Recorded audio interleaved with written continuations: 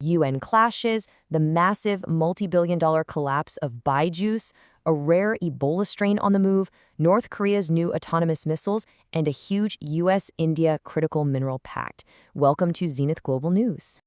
All right, let's dive right into today's explainer. We're unpacking a major UN diplomatic showdown, an edtech giant's stunning collapse, new global health protocols, North Korean missile advancements, and finally, a US-India pact that's reshaping global tech. Headline 1, the India-Pakistan-UN security clash. Tensions just reached a very public peak at the UNSC open debate, which was chaired by China.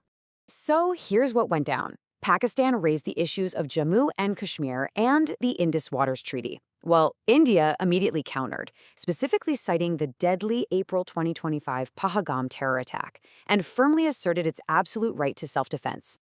Now, why does this specific exchange matter? Because India's UN envoy literally accused Pakistan of a doctrine of bleeding India by 1,000 cuts. Deploying that kind of severe rhetoric on the UN floor really illustrates an intense, high-level diplomatic escalation. Our expert takeaway here is that this escalation underscores just how incredibly fragile the geopolitical balance in South Asia really is.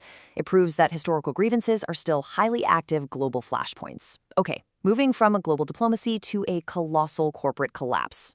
Headline 2, the fall of edtech Byju's. We are looking at the dramatic and, frankly, shocking unwinding of India's most celebrated educational technology giant. Let's quickly track this. Back in 2021, Byju's raised $1.2 billion for overseas expansion, and they hit a staggering $22 billion valuation by 2022. Fast forward through delayed financials and 2024 insolvency proceedings, and now, in 2026, the founder has actually been sentenced to jail in Singapore. Look at that number, $22 billion. That's how much wealth has essentially evaporated. Forbes literally cut founder Raveendran's net worth down to zero. A loss of this absolute magnitude doesn't just hurt, it shakes investor confidence and sends shockwaves through the entire global startup ecosystem. So, the expert takeaway? Byju's has become the ultimate cautionary tale of debt-fueled growth paired with weak corporate governance. It completely exposes the severe risks of unchecked expansion. All right, let's pivot to an urgent update on global health. Headline 3, Global Ebola Outbreak and Protocols. Right now, authorities worldwide are scrambling to contain the rare Bundibugyo Ebola strain that's currently spreading in Congo and Uganda. Here's the situation on the ground. The WHO has officially declared a public health emergency. Canada stepped in to mandate a 21-day isolation for travelers. Meanwhile, India reenacted strict COVID-era aviation protocols, even isolating a recent Uganda returnee in Nagpur, though thankfully a Bengaluru scare tested negative. Now, why does RT-PCR testing matter so much right now? Well, because this lethal RNA virus moves incredibly fast. RT-PCR is the gold standard because it directly detects viral genetics 24 to 48 hours earlier than rapid tests do. And honestly, that window is the crucial difference between containment and a full-blown epidemic. Our takeaway here, while there are currently no approved treatments for the Bundibugyo strain, Russian scientists have just announced an experimental breakthrough vaccine. Rapid international collaboration is really stepping into the void here to stop the spread. Okay, let's shift gears to global security. Headline 4, North Korea's new missile test. State media just confirmed that leader Kim Jong-un has overseen yet another highly publicized round of weapons testing. Here are the facts.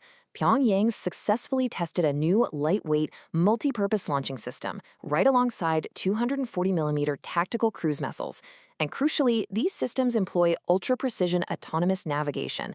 That is a marked technological leap for them. Why is this specific test so important? Well, South Korea tracked these projectiles flying 80 kilometers off the west coast. That range, combined with precision navigation, proves that Pyongyang's claims of technical progress aren't just bluffing. They are yielding highly functional, tactical, destructive power. So, the expert takeaway is this. North Korea is strategically leveraging eroding international norms and, frankly, global distractions to quietly but firmly cement its status as a nuclear-armed power. Finally, let's look at securing the future of global technology. Headline 5, the US-India Critical Minerals Pact. This is a massive economic and security agreement that was just finalized during US Secretary of State Marco Rubio's recent visit to New Delhi. Here's what it actually does.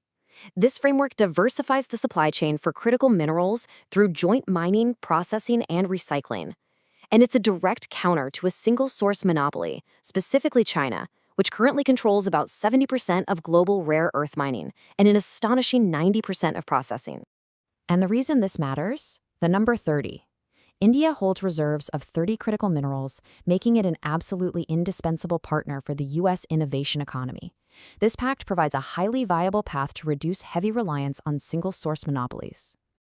Our final takeaway. Backed by a massive $20 billion pledge from the Quad, this strategic maneuver is absolutely essential for protecting global tech and military supply chains from economic coercion.